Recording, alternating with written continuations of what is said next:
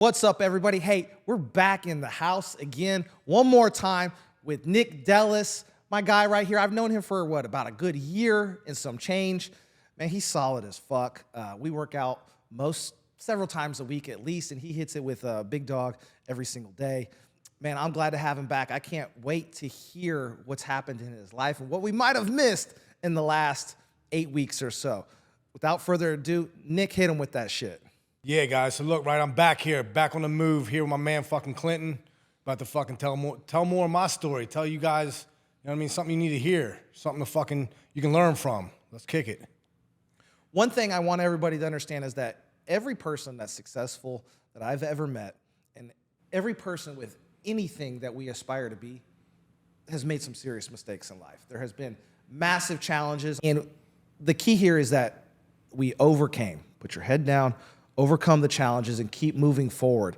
Now, it comes to the world of personal development and fitness, you'll see something in common with almost all the guests here is that fitness and nutrition never is removed from their daily habits. They stick to it just like you have to shower every day, you have to eat, and you have to breathe. And that's the key here. It's a non-negotiable requirement of their daily habits, which usually leads into mental wellness. The physical transformation of the body is just a byproduct of the discipline that they've developed over time. So I know Nick right here lives a very structured life. Nick, kind of walk us through a little bit of your structured routine every day. Like what makes you click? I mean, look, man, it starts with discipline, self-love.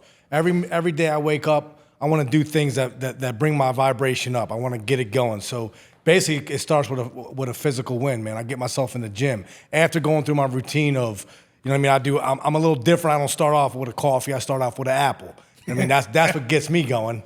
You know what I mean? It's a lot of things that I put in my body that make me thrive and make me want to go after what I want to do today.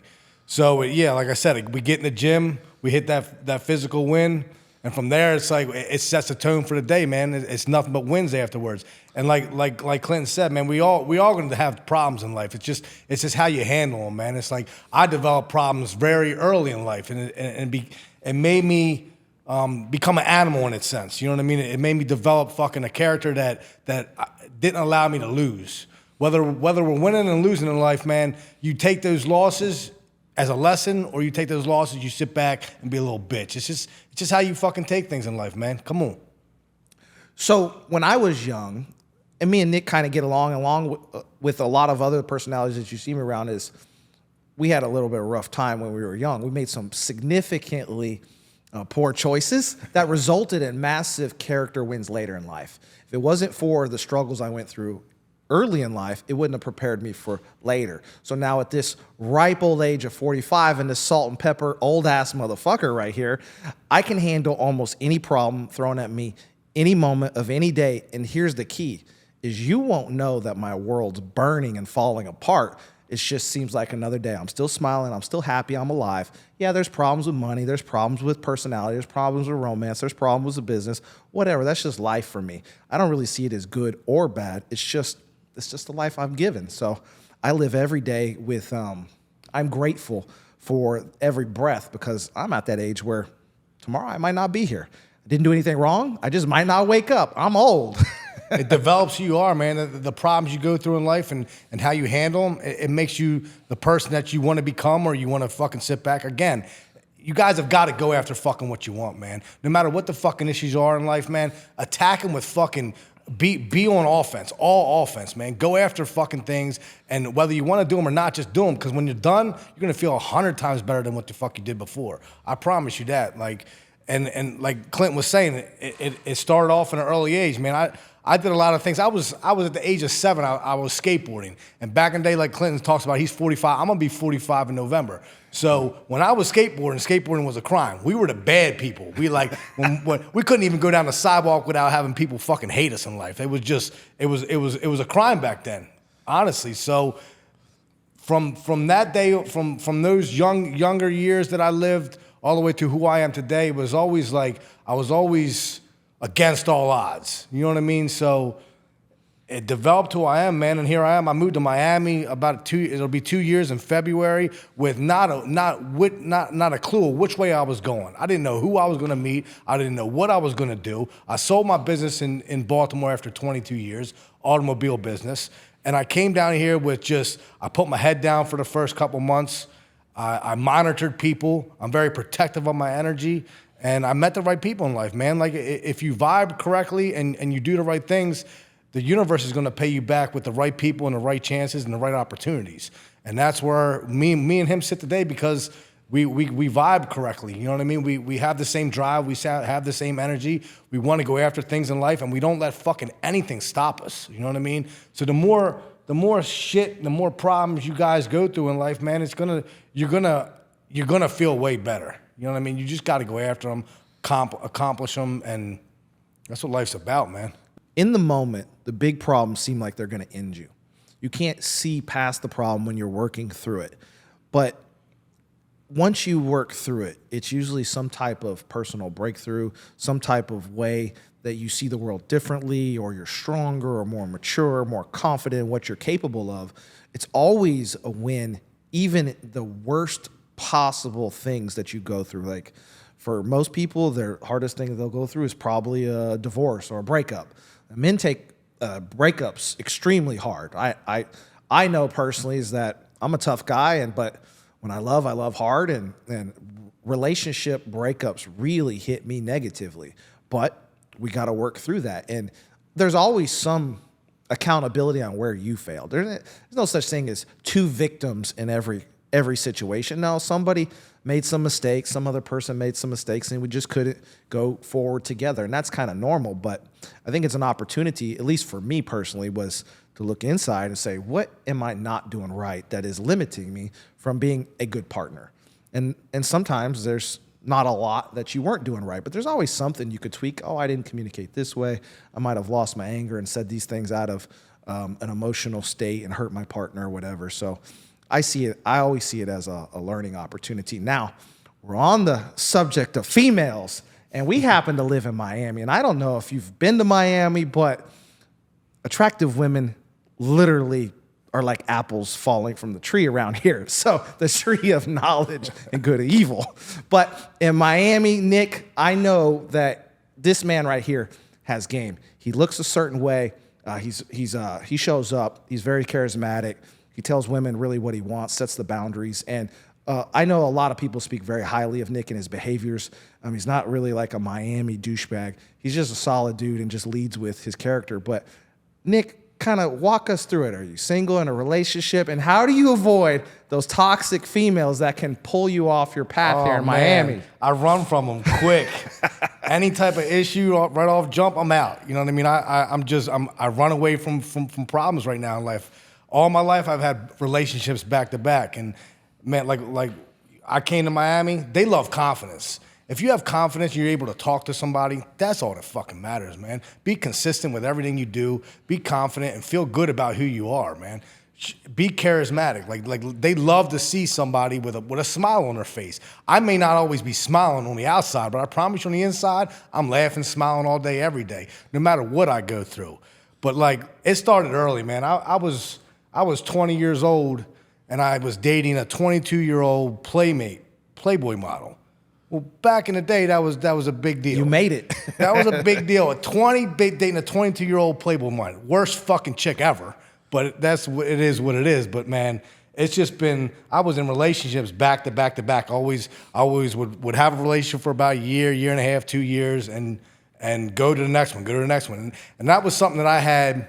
That was the issue I had of myself, I'm pretty sure. Like, right. I was never satisfied with myself. I was never satisfied with my bank account. So when I gave my better half, or my female at the time, my girlfriend at the time, I gave her all my energy, all my love, everything. So I put them first.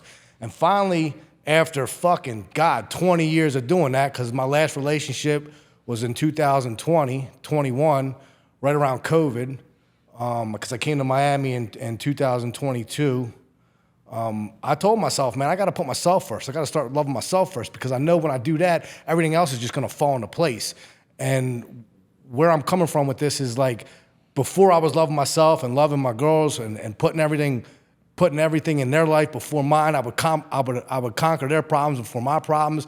That wasn't getting me nowhere in life, and I would develop an anger inside of me that one day I would just be like, oh, I ran away from a relationship, and that was every relationship, back to back to back. They were perfect relationships. I can't say perfect, but there was nothing wrong. Yeah. And just one day I would get up and be out and completely ruin these girls. Like the relationship was good. Why the fuck's it over? Oh, I can't. And that was selfish on my end. You know what I mean? It was very selfish on my end, but it's what I had to do to be happy with myself or want to be able to do what I wanted to do. At the end of the day, I always wanted to be in Miami. This has been a 20-year dream of mine, and that was always my goal. So it's like, you wouldn't know if I had $1 in my pocket or $5 million in my pocket. It's how I operate, man. Like, you don't know what I'm going through in life, like nobody else does. I don't know what Clinton's going through in life, but that doesn't allow us to judge or view somebody because of the way they look or the way they move. And I've always been judged in life. I could have this mean demeanor or whatever people think of me, but at the same time, like, if you know me, I bring it 100. I'll keep you real. Yeah, Nick doesn't really look like a nice guy on the outside. That's his presentation. That's our natural prejudice. I think I'm victim to that too. I don't really look like a nice guy. But if anybody that truly knows me, it's the complete exact opposite. I'm actually one of the nicest guys. I show up for the people around me carelessly, ask nothing of them, and just keep showing up. It's because I want to see everybody else win. I want enough in life. I'm ready to check out today at any moment. And I relate pretty strongly with Nick's a diagnosis of where he was in his younger years with females, is because when I was 15, the first girl I dated was the bottom bitch at the fucking strip club. She was the baddest girl there, and her name was Kat. Kat, thank you for all the experiences. Kat happened to be into both boys and girls, but blonde hair, blue-eyed, country, curvy. She basically was playmate material, and that's just where we were. I had game. I didn't have a fucking penny. She picked me. That chick drove past my house and said, "Hey, you come here." I was like, looked at my dad. I was like, "Me?" She's like, walked up. I was like, "Hey, how's it going?" She gave me her number. She's like, "You would be smart to call me." It's when they had push button phones, right? There was no such thing as a smartphone. People had beepers, pagers. You'd say 4377 or whatever, hello, whatever it was, whatever the little codes were. 911 yeah, emergency. So I naturally gravitated towards attractive women all my life. It was easy because I could talk to people. I had a little bit of physique, charisma. I was never scared of rejection. So I think that's key here. And Nick, so there's a running joke with Nick is like, oh, if we see she follows Nick, like, it's game off. Like, Nick's already said hello, and she's in the roster. But that's just joking aside. I actually have seen him with very few females, because Nick's hyper selective. A lot like most of the successful people in Miami's, they tend to be hyper selective of the females, and due to the transactional nature of Miami and being very expensive, a lot of the girls want their bills paid and this and that, and that's okay. There's nothing wrong with that, but I'm personally more interested in a connection and low drama and just adding to my piece, not taking away. And a lot of the girls in Miami in particular, maybe across the country, are somewhat confrontational. It seems like they're adding a lot of drama and challenges to my day-to-day. I have a busy life. I need the exact opposite. Look cute, take care of me in the bedroom, and add to my piece. That's all I want. And hopefully, you can give me children. Yeah. That's it. If you aren't meeting those criteria for me, that's good. And when you walk out of the shower and cross the room, I want to be like, yeah. I want to be like, hell yeah. Yeah. Could you do that one more time? If you look like a sloppy wildebeest, like, it's not going to work for me. If you're not bringing the best out in us, man, we want nothing to do with you. It's just what it is. Like there can be no negative situation. I know there's issues in life, but damn, like, if you're going to be on my team, I want you to be on my team. I want you to make me that better motherfucker that I am. I want you to provide for me, and I provide fucking 10 times more than you can provide for me. And that's always what it is with me. So just keep it real. Come with who you really are, and I'll give you the world. You know what I mean? But I don't know what it was. I'll take it back to the relationships again, but all the girls I ever had, not all of them, but most of them had boyfriends, and I was taking your chick. Oh yeah, I was taking your chick, and it's just what it was, and that came with a lot of fucking problems, man. A lot of problems. Like anything that ever happened to me, whether it was either alcohol involved or women. That was my main fucking problems in life. No matter, like, I've had fucking brain damage. I lost my sense of smell. I flatlined. I've been dead, all because of fucking women and alcohol. And that was my own issue. So I allowed that to happen. Most dangerous thing on the planet, female and alcohol. But you got to learn from them things, man, and just be able to handle situations better. And life is a learning experience. You know what I mean? No, absolutely. And nothing against women. I love women, and the concept of being in love and taking care of someone other than yourself and really being a cohesive unit going forward is amazing and beautiful. And that's, I think, what most men deep down inside really aspire to have. At some point, they're chasing everything that they can get their hands on until it's normalized. And then they're like, that really wasn't what I thought it would be. I'm kind of bored of that. Maybe I want one person and kind of that dream life and die with someone. Have some children that kind of look like you so you can mold the next generation. At least that's my vision of kind of ultimate future. But I love, I just simply love how we talk about focusing on yourself. And that comes back to personal development and the importance of, in a survival situation, the plane's going down, the mask drop. You don't put the mask on the child or your chick. You put the mask on yourself, because if you're good, you can help everybody around you. A lot of times when you're, I would say, a provider, and males typically provide and want to protect for their family, they'll sacrifice a lot of themselves to give to the people they want, and not understanding that they could go so much further as if they protected themselves and made sure they were good and then helped everybody around them. And I think in the personal development journey, you have to focus, I got to be good. So stop the triage. What's killing me right now that I need to fix so that I could be better for everybody around us? And that comes back to your morning routine, day in and day out, man. Yeah, once you understand that, man, life becomes a lot easier. I'm not saying life is easy, but that's going to allow.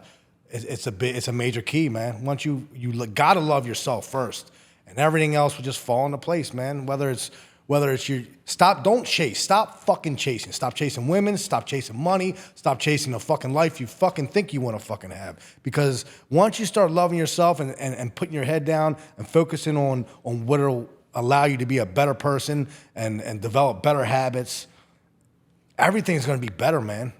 You end up stop chasing and realizing that everything just falls into place and everything starts to come to you. And one thing, we back to the women thing, like, what drives them really crazy down here is the fact that we're sober. The fact that we can operate the way that we do and the energy we give off without having fucking drugs or alcohol involved, that makes them, you know what I mean? That drives them fucking crazy. That is a game changer. And you said something, I'm going to reiterate. He said something that was profound, and it's probably just glossed over most of the audience here, is that don't chase. So everything that you chase is going to run away. Every prey that has ever existed, when you chase it, runs. Females and the objects that you desire are all going to run from you and never really be achievable if you're chasing. The opposite way to get what you want is attract. If you go into the gym and you see Nick, myself, Wes, it doesn't really matter, is that I know almost everybody in there. I say hello to everybody. I get the Miami little kiss on the cheek. And here's the key, is that I want nothing of them. I've never overstepped my bounds with any female in that space. Never really asked for their number, take anybody out, because that's the safe space. That's the gym. So my attraction system is not chasing, being the thing that's so confident, and I attract it. I don't have a problem with dating, romance, intimacy, pulling numbers. It's mine already. Yeah. I already know that. I go into the space. He talks about how he would take your girl. I already know it's mine. Yeah. It's not yours anymore. It's gone. That's why these people with hundreds of millions of dollars in the fucking bank and shit like that, when I show up because I'm decent, their chick's already mine. Why is your bitch in my DMs, bro? That's it. And I'm like, block. I was like, what does she want? Like, I just don't, is because I'm everything that they aren't. A lot of times those people are horrible. They don't show up. They don't take care of their people. They're lying. They're scheming. They're cheating on their partners, doing all kinds of horrible shit. lying to their clients, giving them programs and coaching with nothing inside of it. They're horrible people. But you know what? If you attract the things you desire by becoming it first, it makes all life easy. It just comes to you. It's a byproduct of who you are. Fuck yeah. And that's the mindset you have to have with everything in life. Like, know that it's already yours. Yeah. Believe that it's already yours. See that it's already yours. And everything will just fucking happen, man. It's too easy. It's the law of attraction. It's how this fucking universe fucking operates, man. When you believe, you can literally fucking go home every night and count money. Like, I did this. I would go home every fucking night and count a certain amount of money. This was fucking 10 years ago when I started really understanding how this universe works. And the universe doesn't know whether it's real or fake. So when I would come home every night and count fucking money, whether it was real or fake, I was counting in my mind. A certain amount. Over the next 90 days, I attracted that certain amount every fucking day in my life, in my business that I ran. Like, it's just, and that goes with anything, man. Like, if you can see yourself living that life and believing it, that it's really yours, everything will just fall into place, man. Oh, 100%. And it's counterintuitive. It really is. Like, oh, if I just chase all these things, I'm going to get them. Nah, it's the exact opposite. You have to earn those things. And the best way to earn it is just being undeniable in whatever it is you're doing. I lead with my character. I love physical fitness. I love treating people nicely. And I'm not perfect. There's times I'm I'm the worst person ever. You'd be like, I can't believe that didn't even seem like the same guy. It's like, I just had enough in that moment. Like, shut the fuck up. Yeah. I was like, door's right there. Get the fuck out of my goddamn house. I was like, don't come back. I was like, I don't want anything that you have to offer. And I'll regret it later. That's why I try not to have serious conversations when I'm in an emotional state and conflicted. But that's how it usually leads back into, did I hit the gym? Right? I haven't even had the gym. I haven't even gone to the gym today, so I'm kind of a tyrant. That's why I like to get the gym out earlier in the day. Sometimes my business doesn't allow that for me to hit my 9 a.m., and that's a planning failure on myself, but it sets me up for a really calm rest of the day. 100%. A very clear, calm rest of the day. And it's been so important to my mental wellness for a large portion of my life. Yeah, it's a key player, man. When you develop the right habits in life, and again, it's that self-love, man. You're gonna feel so much better in life about everything you fucking do. And at the end of the day, we just want to be appreciated. For you women out there, us men just want to be fucking appreciated. That's, if you appreciate us and you're grateful for the things that we do, whether we're providing fucking food, a place to sleep, whatever it is, man. Just show us that you fucking that you're appreciative of what we do, and we're just gonna do 10 times more. It's that fucking simple. You show appreciation, we're gonna fucking flood your life with fucking happiness. It's fucking real simple. You heard it from the man. It's that simple, ladies. Why are you failing out there, girls? Girls, ladies, females, women. Why are you failing and deliver that one thing? Appreciation. I know you're programmed that sexes are equal. You don't need men. Men are the demons, right? That you can do everything a man can do and you can do it better. I understand that. However, if you have a good guy, isn't your life better when you have a good guy you're in love with, and he would do anything for you, and that you would do anything for him? Isn't that a way better existence? And maybe along the way you have little people that kind of look like both of you and talk shit back when they're not supposed to. Isn't that kind of what this whole journey's about? But you want to fight and resist it and think you want a career and be a boss bee. No, you fucking don't. When you're 45 and you got a little bit of cheese and you're all alone, you're not going to look around at your fucking cats in your empty damn house and these dudes that are shitting on you because no one wants you anymore and be like, oh, I really love the life I created. I don't have that problem. My house is full anytime I want it. So there's a difference here, but I already know what's missing in my life. I want that family. I want that existence. I'm not going to rush it. I'll die alone if I need to, but I know my life's better. When those things are right, my life's better. When those things are wrong, my life is horrible. Okay. I like the ones that set the standards, man. It's like they set these standards based on previous relationships. Well, I can tell you this right now. Like, I dated a chick. We went out. It was about a week and a half ago. I shouldn't say we were dating. We went out for the first time. The standards she was setting on me through text, I'm like, what the fuck? I'm ready to back the fuck out real quick. Give them to us. What was she setting? What were the standards she was setting? We don't have fucking sex on the first date. It was all just the typical fucking shit. Well, we're just gonna be friends. Don't think that this is gonna fucking that I'm looking for a relationship. It was like all this shit that she's firing, but at the end of the day, she really wanted. Because I promise you, by the end of that fucking date, the standards were out the door. The standards disappeared. What happened to your standards? What the fuck? Here's what girls do, and this is very common. So 85% of my audience is males. Ladies, don't come after me. I'm not bagging you. I just understand how you operate. A female will set rules in place for a non-alpha male. She'll create all these rules on what they won't do. She'll throw all those rules out the window for the dominant dude. She'll break every rule. Sleep on the first date. She'll hook up in the back of the rolls. Story of my life. She'll go into the bathroom at the restaurant if she really wants it. She'll break all the rules. That's why the line for women is wrapped around fucking the entire city of Miami for Jason Momoa, and you broke flat fucks out there on the streets can't even get a date. Remember, the top 1% of men sleep with over, I believe it's 150 women in their lifetime. You know that the average male has less than 5 sexual partners their entire life. That goes to show you, the world doesn't really desire what's average and common. So his behaviors are uncommon. No alcohol, no drugs, no chasing girls. And he sets the standards because his behaviors, the way he looks, he's a mature adult, he has money, his behaviors are unique. He is uncommon amongst the range of men. So you have to understand is that the things that make you rare make you desirable.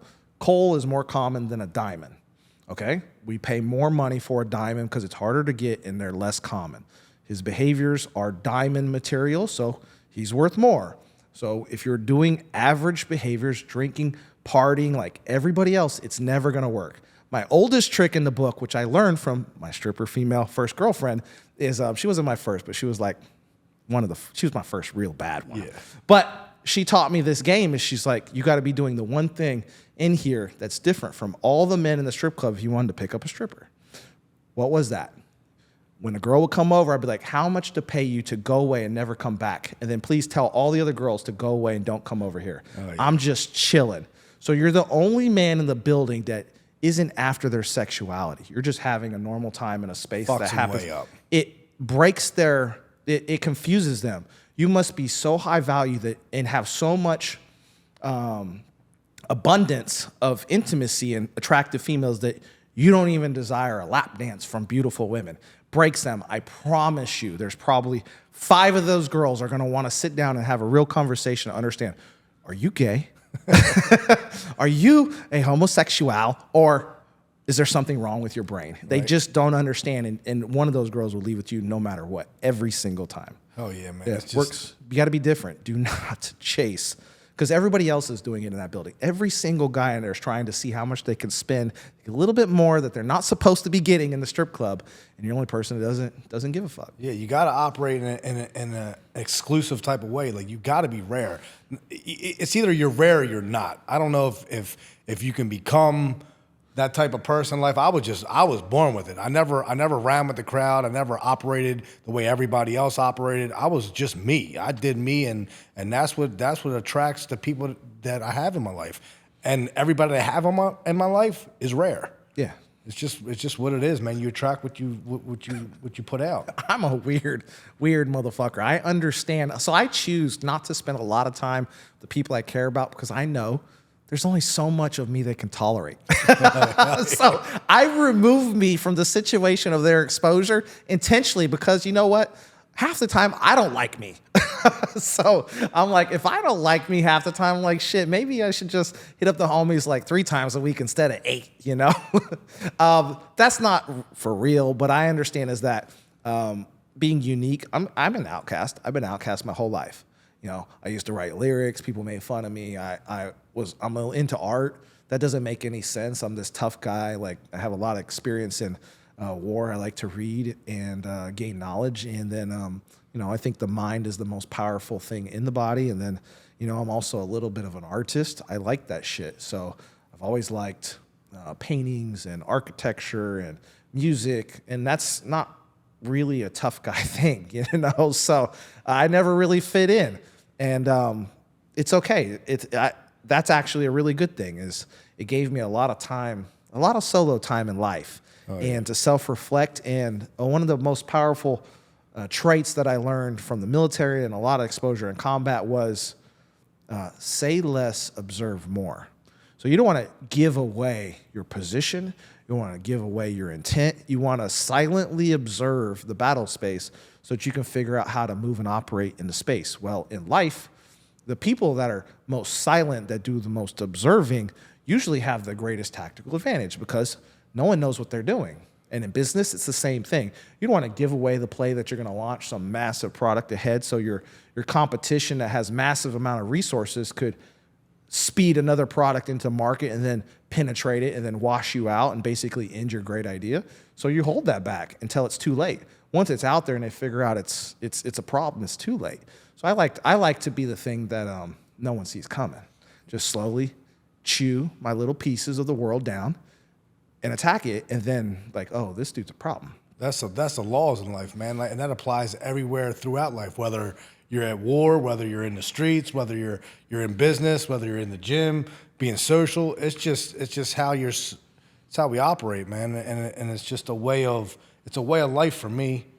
The law. Christ, I lost my train of thought. Law of reciprocity. I don't know. So many laws. I'd like to break them all. Right. Christ. Well, yeah, I did a lot of that in life too. Broke a lot of laws. Did a lot of it cost me a lot of money. You know what I mean? But again, that's just something else that made me who I am today.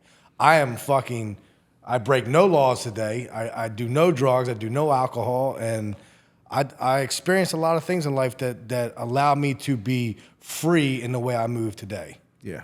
But you paid the price though. So I think those are learning lessons, right? If you haven't pushed the limits of life and what you're capable of, you've been playing it safe. Man, you fall in clearly that average bucket. And I don't really believe playing it safe of value. I don't have anything worth playing safe for. I want to push the envelopes of what I'm mentally, physically, and spiritually capable of. And sometimes you fail. And that's not a bad thing. I'm willing to lose it all I can never look back and say I didn't give it a shot, right? And then after that, you learned a lot of lessons. Failure is the greatest teacher, and now you can apply them forward in maybe a more methodical approach instead of just jumping in the deep end. Yeah. Be like, that water was kind of cold. Let me just dip my toe in it. Like, all right, we can handle this one. All right, cannonball in. But and failure's what teaches you that. It's not the successes. If you never failed, then you would have this massive God complex because you've never lost in life. And then, you'd probably be a horrible person. And then realistically, if you never failed, then you weren't setting goals or aspirations at a far enough pace to where it was a stretch. I have to set my goals above. Wow. Above, they have to be retarded. They just do. Like unreachable in a sense. Yeah, just for me, it's always a stretch. So it has to be a stretch. If it's easily achievable and it's not really a decent goal or an aspiration, it's just the next step for you. The next step's supposed to be like, oh my God, like one little finger like made it to the ledge. You're like, if I take 3 more breaths and I don't pull up, I'm gonna fall off the side of this financial cliff, right? And that's what it takes. He left everything that he ever known to follow his dream to come down to Miami. I left everything I ever knew in San Diego, all my friends, all my family, my corporate job, everything, to follow a dream to carve out my space of success in Miami. And that's what it took. Could I fail? Yeah, I could. But am I? Nah, I'm never really gonna fail. I mean, all the material things, I don't need any of that shit. Like pair of Chucks, some chonies on, black t-shirt and shorts, can still hit the gym. That's cheap.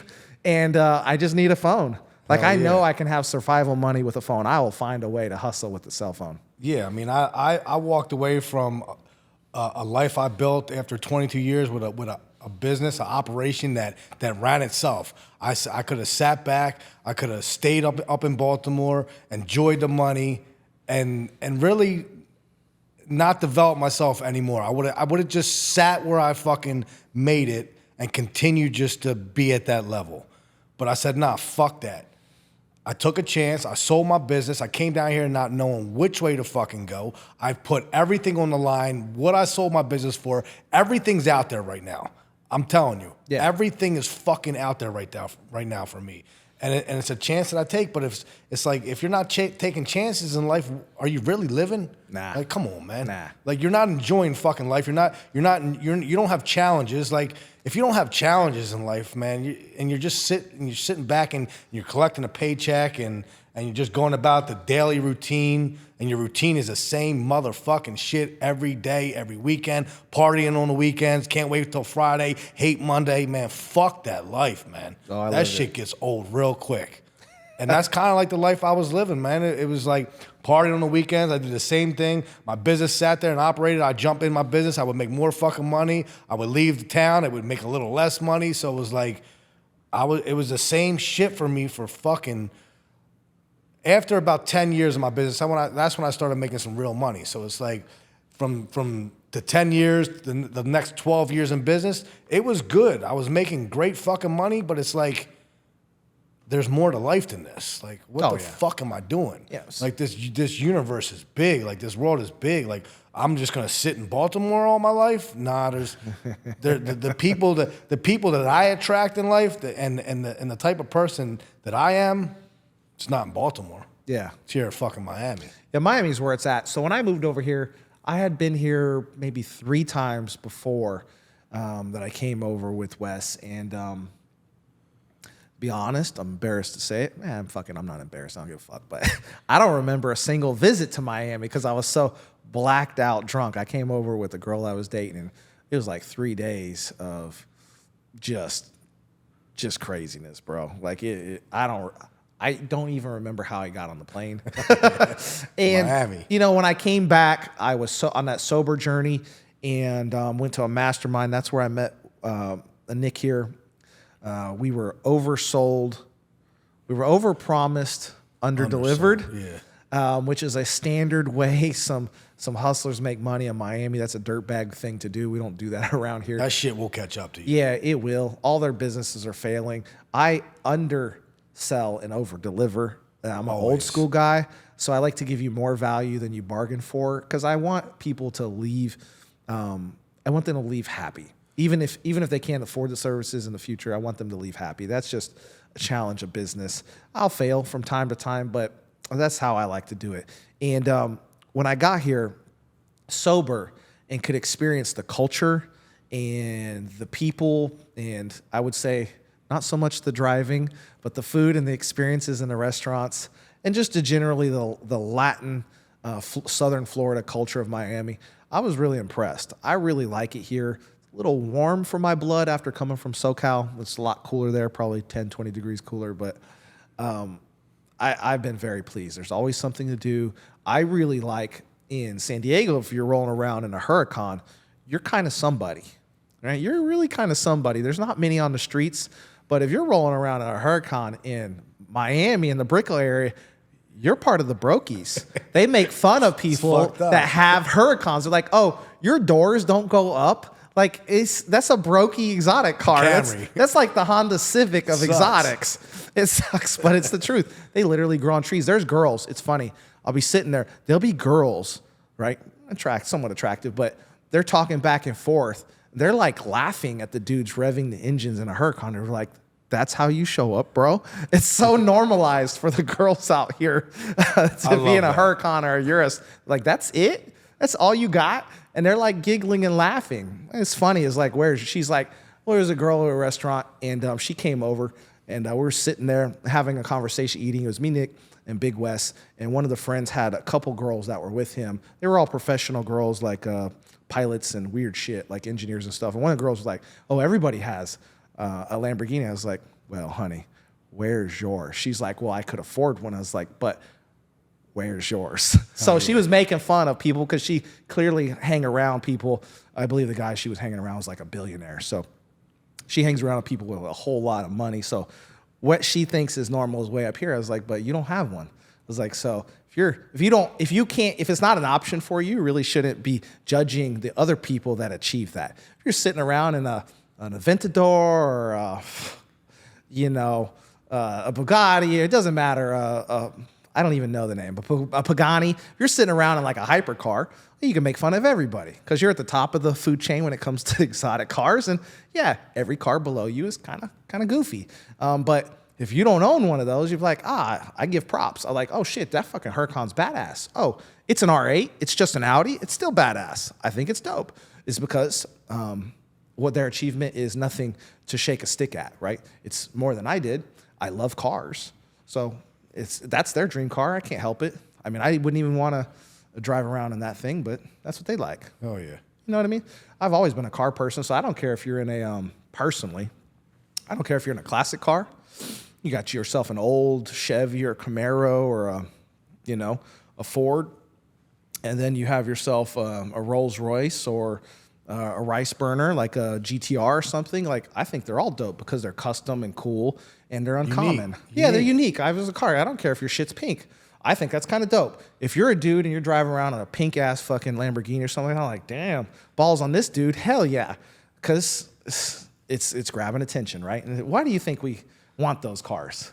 Because they go fast? I don't know. I don't think so. I think it's to attract the attention because we kind of like those things. And a pink car gets a lot of attention. We do it for the women. That's really what it comes down to. Everything men do is really for the women. The muscles, Honestly. the money, the cars. It's all to attract females. Girls, when are you ever going to understand that? The sad part is you attract more men with those things than fucking women.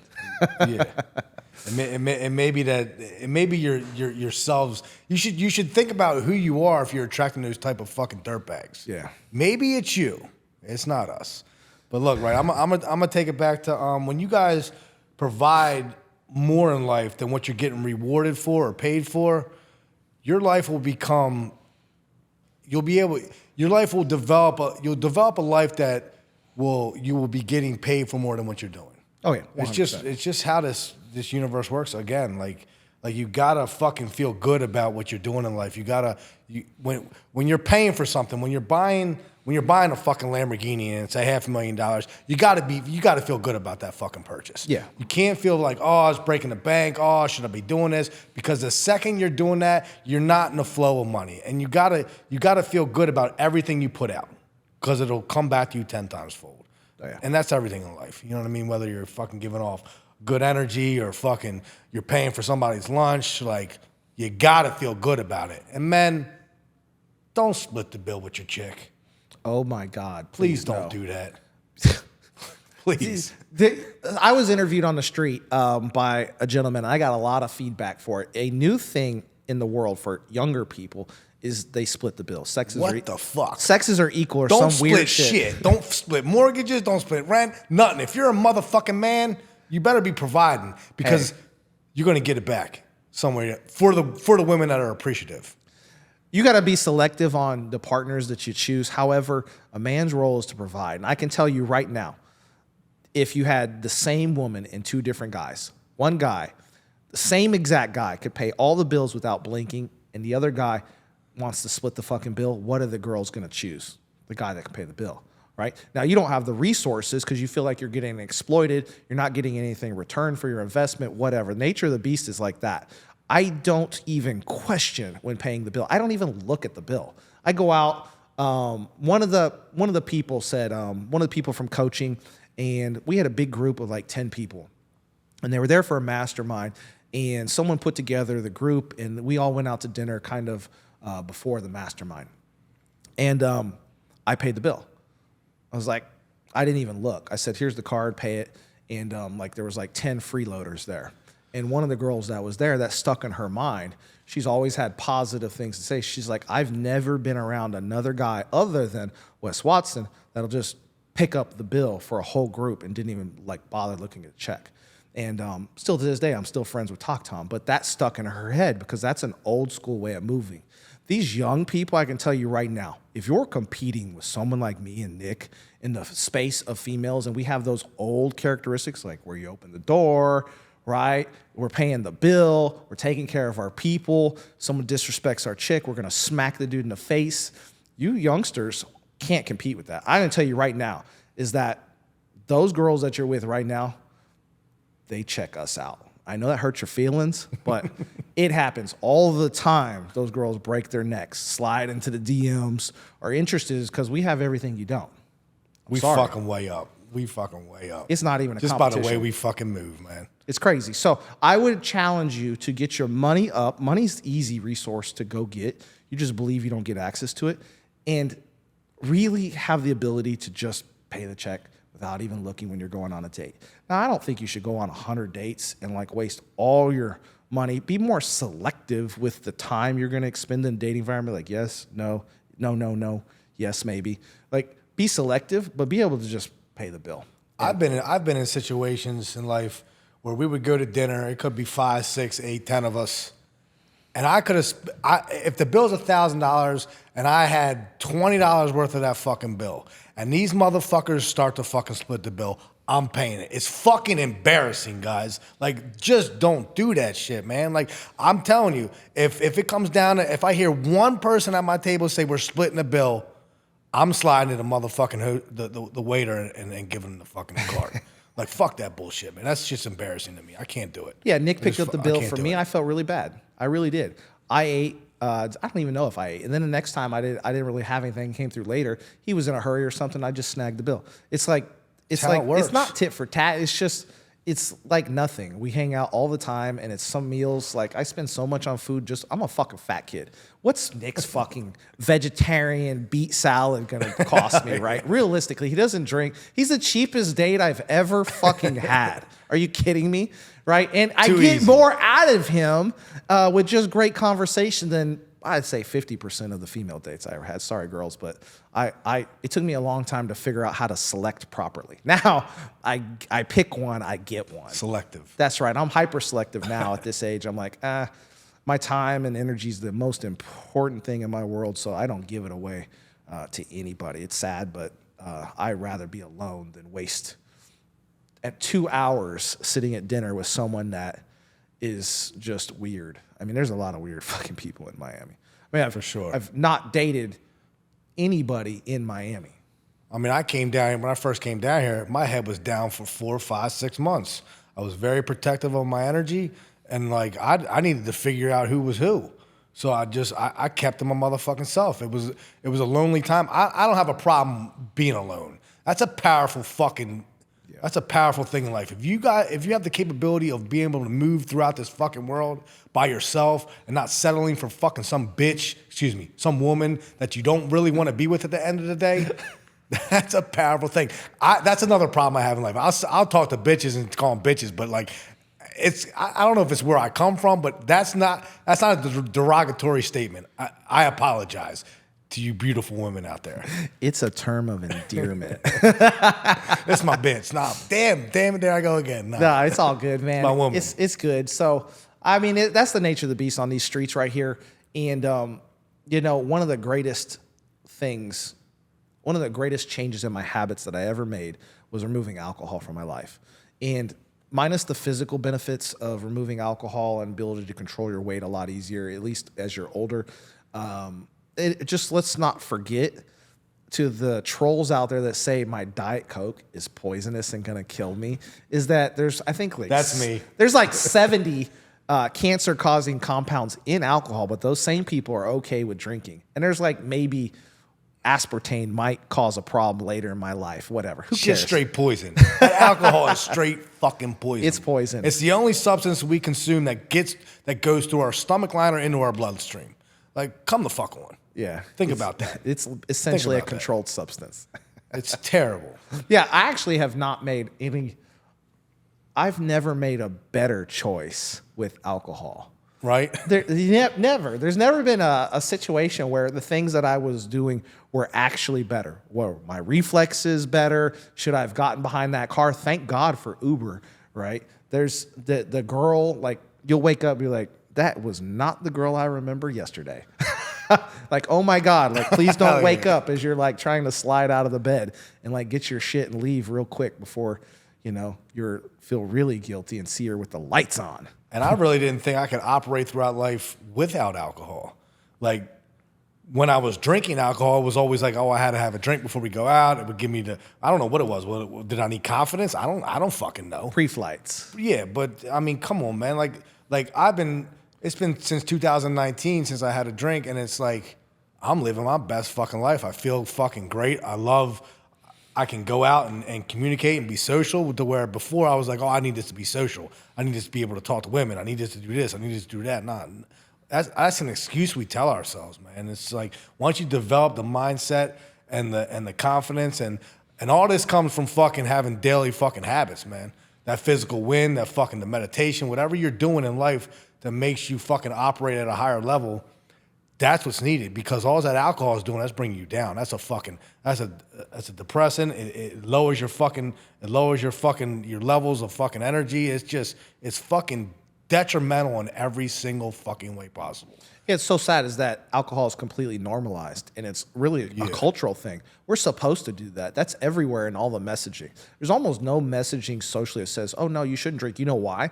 It's because when I used to go out with my friends, I would be when I was working on my sobriety, I would have, a soda or a Sprite or something, right? So I'd have something to hold my hand so I wouldn't look like a weirdo with everybody else plowing back drinks and shit.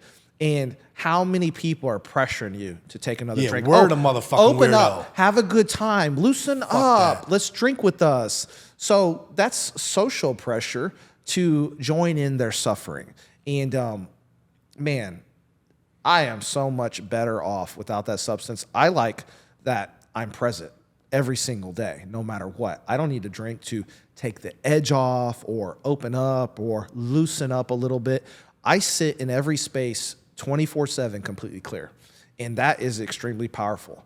And I don't need any additional substance because I really want to just be present in this life and really remember every moment I experience with the conversation at hand. So when I'm with Nick or with the boys or at the gym, imagine if I was a little hungover at the gym. I can't even imagine it. Imagine if we went out and Clinton had just a couple drinks to take the edge off sitting there. I wouldn't be present. I would miss out on the experience of being around really great people. And so much of my life, I wasn't present. I was using it to escape. And now that I'm present and completely clear, I see the world almost completely differently now. And along with the fact that, like, not remembering the motherfucking nights. You know how many fucking times I would wake up and it could have been great times, or it could have been, oh shit, what the fuck happened? No, that sucks. Like, who the fuck wants to live that motherfucking life not remembering? Let's just say you're always that fucking great person or had a happy fucking time on alcohol. It would suck to not remember them motherfucking nights. That's true. Yeah. You know what I mean? Yeah. In a way. So it's like there's no positive to this shit, man. You guys got to realize, like, you really don't need it. I'm telling you this from fucking experience. I'm telling you this from fucking somebody that comes from, I guess you could say, an alcoholic family. Like, my family is in the restaurant business, was in the stripper entertainment business. Like, I've seen it all. But there was a lot of alcohol involved, and there's still a lot of alcohol involved. And I just come to realize, like, I enjoy waking up the next day, whether it's Friday, Saturday, or Sunday, like, fuck you, I'm winning because I don't feel like fucking shit. You know what I mean? Fuck that. I love the life that I live is that there's no weekends now. Every day is a weekday and every day is a weekend. People are like, oh, what are you doing this weekend? I'm like, same thing I did Monday. I can't wait for Mondays now. Monday, Tuesday, Wednesday, Thursday, Friday. There's no special day of the week. Every day's special. So it's like, Nick wants to go eat or whatever. He sends a message. Who shows up? Fat Boy Clinton. I'm there. We forget about the days. Yeah, it doesn't matter. It's like, the invite was leveraged. Okay, cool. I show up. That's it. There is no special days. Like, I don't have to wait for Saturday or Sunday or Friday to live life and be around people that I care about and do things that, we find enjoyable. Every day's like that now, and it's an amazing place to be in. I'm actually sad that it took me so long to figure this out. 100%. 2.5 decades to figure out life, man. And now I know why there's such thing as grumpy old fucking men, right? They might not have never figured it out and had to live in that corporate 9 to 5. They're drinking every day. They've been through a few divorces. The woman they're with doesn't fucking appreciate him, shits on him every fucking day. He hasn't seen his penis in a fucking decade and probably hasn't been laid in like the last 6 fucking months. All problems I don't fucking have. Escaping reality, man. It's like, well, why are you running from your life? And that's what it is to me. Like, when you have to go out and party and do that shit, you're doing the same motherfucking thing every single weekend at the same spot, drinking the same shit. Like, doesn't that shit get fucking old? Come on, man. Like, I don't know what, like, I'm speaking for myself at the age of 45. Like Clinton just said, I wish this would have happened earlier. And I wish I could rub off or be more of a positive inspiration to other people that are going through what I went through. And it's a lot of, like, I went to New York this past weekend and had a fucking great time. Was with a chick and she was drinking, and it's like, I don't give a fuck whether you drink or not. Just know how to handle your alcohol. Loosen up, have a drink or two, but do not get fucking stupid, because I can't be around it. I cannot be around it. I don't like seeing it. Maybe it gives me flashbacks of what I used to do or whatever it may be, but it's like, it's not a good look. Yeah. Being around drunk people when you're sober, I'm like, God damn, we must have acted fucking stupid as fuck back then. But it's just, it's something that I can't be around anymore, man. No, it's good. It's so we'll take 1 second to address all the people that are that were the old me. So I'll just talk to the old me right quick. If you're out in them streets doing that fucking dirt, doesn't matter if you're chasing girls, hooking up with people every night, doing drugs, drinking, selling drugs, hurting people, it doesn't matter. You already know what you're supposed to do, and you already know where you're going to end up. You're going to end up, if you're lucky, you'll end up like us and find a way out that's positive. If you're like almost everybody else, you're going to hurt someone, end up in prison, or have your freedom taken from you. Period. Right? That's where you're going. If you're using substances to escape reality, it's going to cost you, and oftentimes it's going to cost you more than you're willing to pay every single time. Get ahead of the problem, make small changes over time, and see how you feel. I don't do anything really realistically in life now. It's how do I feel about it? How do my acts make me feel? There's some things I do, I'm like, God damn it, I have a problem with it. I still struggle from time to time with some of my decisions, but use it as a gauge. What would Jesus do, right? What would good Clinton do in this moment? Should he be drinking or should he be sober? We already know. So make the hard choice. Be the outlier amongst your friends group or in your family, and drop some of those substances and just start small. Maybe it's not a drink every day. It's a drink every day. That's where I started. And then it was a drink every 3 days, and then it was every 4, and eventually I didn't even miss it. And you have to just be committed to removing it. For me, there is no just having a little bit. There is no just the tip in my personality. We're going balls deep in everything that we do all the time. If you can't take balls deep, well, then it's going to hurt, right? That's it. And make it a hard choice. Don't make it a hard fucking issue that you have to deal with in life. Like, not the main reason why I quit, but it had a lot to do with the reason why I quit drinking was because I went through a 3rd DWI. That was a problem, an issue that I had to deal with. It wasn't my choice to stop drinking all of a sudden. It was the fact that another DWI happened, and I was like, this shit is fucking stupid. What the fuck am I doing? Like, It makes no fucking sense. And I probably had, at the point in time that happened, that may have been like the 3rd time I was drinking that year. So I wasn't a party boy. I wasn't going back, but it was that one motherfucking time that I had a drink or two, and it was always a motherfucking problem. And I should have read those signs. And it was all in my face, telling me fucking there was too many fucking things, too many signs. Like, Nick, this shit is not good for you. Stop fucking with it. But it took a fucking hard time to fucking realize that, like, man, fuck this shit. Yeah. You know you got to go through some times to wake me up. And I could say this. Now, come November 28th, 2 years sober. Best shape of my life. I'm around very positive people every day. I pick and choose what I want to do every single day. Run my own business, have freedoms. I was stuck in that 9 to 5, miserable. I hated fucking life. I hated every breath of every single day and every moment inside that fucking building until I found my way out. I just said, enough is enough. I'll go live in a cardboard box on the fucking street, but this substance has to go, and I got to find some other way to make money and survive. And urgency, necessity is the best catalyst for success. And here we are. I'm completely confident that we're probably going to make it, probably. And but I'm sober, and you can't take that away from me. You can't take the gym away from me. You can't take my tattoos. You can't take my character away. And to me, with just those basic things, just my character and how I show up for the people around me, I'm the richest man in the world. I don't need anything else, and everything else is is just a conversational piece. If you just can't take away my character. I see it. People with more money and they're the most horrible humans on the fucking planet. They lie, cheat, steal, and betray everybody around them for the fucking pursuit of money. I'd rather have no money and just show up for my people than do that to people I care about and innocent people that gave you their last dollar to get a product or service. You just fucking burn them over. And most motherfuckers that operate like that, like, they allow money to change them. Like, I promise you, whether I had $1 million or $1 billion, I would still operate the same. Yeah, he'd still have his shoes, guys. Fucking know whether how much wealth I really have, because it's just, I don't allow anything to change me. I didn't allow fucking money to give me confidence. I was confident in who the fuck I am. Yeah. And a lot of people these days, they'll start to make a little bit of money, and the next thing you know, they're talking about what they did or what they really want to fucking tell you. It's all bullshit, man. It's just develop who you are through who you are. Don't let an outside, whether it's money, whether it's women, change who the fuck you are, man. Yeah.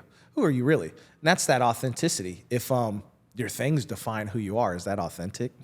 No. If just because you date that hot chick, that actually makes who you are, I don't think so, right? So the authenticity is really just being good with everything inside. And once you own that, your strengths, your flaws, and your weaknesses, you're good. No one can tell you anything. I love seeing that shit on the internet where they're talking shit about certain things. It's like, bro, I told you my flaws. I'm good with them. Why do you think that's going to come back to me as an insult? Oh, yeah. I told you I was divorced and I was a fucking piece of shit. And I used to drink. I had made all these bad choices in life. And now you're going to throw that back into me like I'm a shitty fucking husband or ex-husband or a man or whatever. I was like, I gave you the ammo. I'm totally good with it. And if we wanted to compare lives, I destroy you on everything measurable. You've been married to the same wildebeest for fucking 5 years, and you haven't been laid in 6 fucking months. I don't have any of those problems, man. My kids are good. My exes are good. I'm taken care of. I'm happy. I was like, are you really happy, bro? Really? See the good in people. Like, see the fucking good in people. Stop holding people accountable for what they went through or what they did in their past. Like, again, and I'll bring this up. Another chick that I went out with like a couple weeks ago, like, she dwelled on everything that I fucking did in my past. Like, I was such a bad motherfucker. What about all the shit I'm doing right now? Exactly. Like, what the fuck are you talking about? You know how many I'm providing for people these days. I'm helping people out and being a better person for who they really can be. Like, I'm a story. And they want to hear it. So it's like, just fucking give away the past. Like, look forward. Don't look back. Like, stop holding people fucking accountable for the dumb shit that I did. A lot of dumb shit. Like, truth comes out, my hand got fucked up because I had to fucking wear somebody the fuck out because they overstepped me 3 fucking times. And I had this chick hold that to me all motherfucking night long. Oh, you got anger problems? Like, no. Like, no. So let's talk about what the dude did. So real quick, we're almost out of time, but you guys got to hear this. This is a great story. What were the circumstances that led up to you having to tune a dude up? Because I know Nick, he's not... It takes a lot. It takes a lot. It takes a lot. And like, you know why it takes a lot? Because I'm scared to I hurt motherfuckers. I will put you in the hospital by accident. I don't want to do that. But this motherfucker, we're heading over to fucking MacArthur Causeway. I'm heading to South Beach, and this aggressive motherfucker driving. It's traffic. Like, he's just fucking losing his fucking mind. Honking the horns. He wants to get in front of me. I let him by. He gets in front of me, fucking, he's yelling out the window and brake checks me hard. Cool, whatever, kid. Keep on going. So we hit fucking the ramp to go to Alton. It's a single lane ramp. He stops the car, gets out, running his mouth again. Meanwhile, I got somebody on FaceTime like, yo, this dude's losing his fucking mind. You see what's going on here? Get back in your car, dude. You're going to get yourself hurt. We hit the next light. Jumps out again. I'm like, man, please just get back in your car. I don't want to do nothing wrong. And I'm staying in my vehicle the whole time. Well, we hit the third light. 9th and Alton. This motherfucker hits 9th Street, jumps out the car yelling and kicks my G-Wagon. Well, the second he did that, he knew he done fucked up. Because something inside me fucking has said, Nick, you got to stand up for yourself at this point. Because if not, you're the fucking bitch. Yeah. Like, it's just, I got out and I wore this motherfucker out. I wore him the fuck out. And it's just, that was a lesson learned today for him. He learned a fucking lesson that he will never fucking have road rage. He will never jump out on fucking somebody. Cause I'm thinking this dude's fucking martial arts status, fucking got fucking straps everywhere. He gonna fucking put a bullet in me the way he was acting. I swear this guy was fucking badder than fuck. Next thing you know, he kicked my truck and he knew he done fucked up. And that's how that happened. Yeah, that's crazy. That's a Miami thing. I had a similar situation. So you notice that this dude, 3 strikes, you're out, motherfucker. He exercised restraint, which I believe is true power, until there was no choice. Dude kicked his shit, right? Stopped his vehicle, which is a threatening act already. Don't stop your fucking vehicle. Get the fuck out. What's wrong with you? You're in such a hurry. You can't wait for the lights or in a 2-lane. I don't understand. It's a Miami thing for sure. I'm sitting in the elevation parking lot, and a motherfucking Uber does the same thing. There's no way out of that place. I'm waiting on the parking lot, lady coming out. This fat fuck starts honking, right? I got my turn signal on. There is no place to go. This lady's literally pulling out. I'm going to slide into her slot and park. This dude gets out, this fat fucking Miami dude, I don't know where the fuck he is from, starts cussing at me in fucking Spanish in my Corvette. I kick open that door, nail this fat fuck with it, jump out. I was like, hey, back the fuck up. I don't speak Spanish, fool. He starts yelling at me. I say, hey, I'm waiting on this motherfucking car. I'm telling you right now, back up. I took 1 step at him. He's like, oh. It sucks that that's what it takes. Like, why does it take that? He had to get out of his car, come over to my door, and like start talking shit. If I was like a little 100-pound fucking girl, right, and a big dude comes out and's towering over your car, like yelling at you and shit, you know you could probably shoot them and get away with it just right through the door. Standing just plow, ground. plow. Standing ground. Like, dude, like who the fuck is this dude? I don't know what he is. I'm a 100-pound fucking chick. The good thing is I'm not a 100-pound chick, but like I nailed him with the fucking Corvette door. Like I was like, dude, I was trying to fucking break a bone. I was like, dude, get the fuck away. I had all rights to wear that motherfucker out. By law, what I did was legal because it's standing ground. He approached me with a threat 3 times. I had to do what I had to do. Yeah, so I don't know. I've never experienced that anywhere I've lived. People don't get out of their fucking cars. In Houston, I grew up in Houston, also in Austin. There's a lot of people that are armed and shit. You don't get out of the vehicle unless you're about it. Yeah. It's a common Miami thing to use your vehicle as a weapon, road rage, and drive really dangerously and aggressively here. I don't know. I don't know where these people come from, but it's a thing here. So yeah, it's nuts. I've never experienced anything like that. Like there's a really good reason I'm not armed. I can't have a weapon on me. There's a legal reason why, and there's also a personal reason why, because I have no problem executing people. And I'm the kind of dude that'll plug fucking 9 rounds into your engine block and smile if you're being a fucking asshole on the street. So I don't have a weapon. I have a couple heavy things that I can kind of hurl at a car when they're being assholes, but I don't have anything because I'm a really good shot. So if we're on the move, I can shoot you in the ear not even trying. Like, I don't know. I just think before you act, guys. Come on. I have never used my vehicle as a weapon on the road. I drive like a little old lady. I'm not in a hurry to go anywhere ever. And I don't really understand why some of these people are like so busy to get somewhere in Miami. I don't know. It's one of my pet peeves. It's like, don't use your vehicle as a fucking battering ram on the highway. Yeah. Like, and then they don't care. They're like, be aggressive towards girls and all kinds of shit. It's like, little old ladies and shit. I was like, that little old lady can't even see where the steering wheel, dude. Why are you honking and like freaking her the fuck out, bro? Like on her ass. It's like, she doesn't even know where she's going. Somebody's mom. She's doing 35 on the highway on 95 in Miami. She has no idea where she's fucking going, dude. And you're just going to lay on the horn. I was like, can't you just go around and let the poor old lady enjoy her cruise down the highway? Yeah. She's going low and slow, man, in her lowrider. Hell yeah. Yeah, she's from the 60s. All right, guys, I want to wrap this up. I want to thank Nick. Nick, like always, thank you for coming through and giving us insight into your life. If you guys if you're wise, you would reach out to Nick and just tap in and see how that man can help you. It doesn't matter if it's business. He's big in the automotive industry still. He didn't really talk about that here.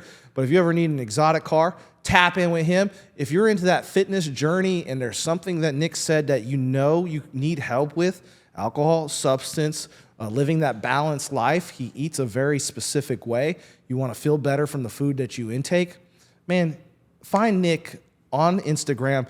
His shit will be down here below. It'll also be down in the description. And do yourself a favor. Just go all in and make some change. You won't regret it. I promise. Nick, you got anything for him? Just bet on yourself, guys. You know what I mean? Put yourself first, love yourself, and go all in. Like Clinton said, let's do this. Let's do this. You guys have a nice day. We'll talk to you soon.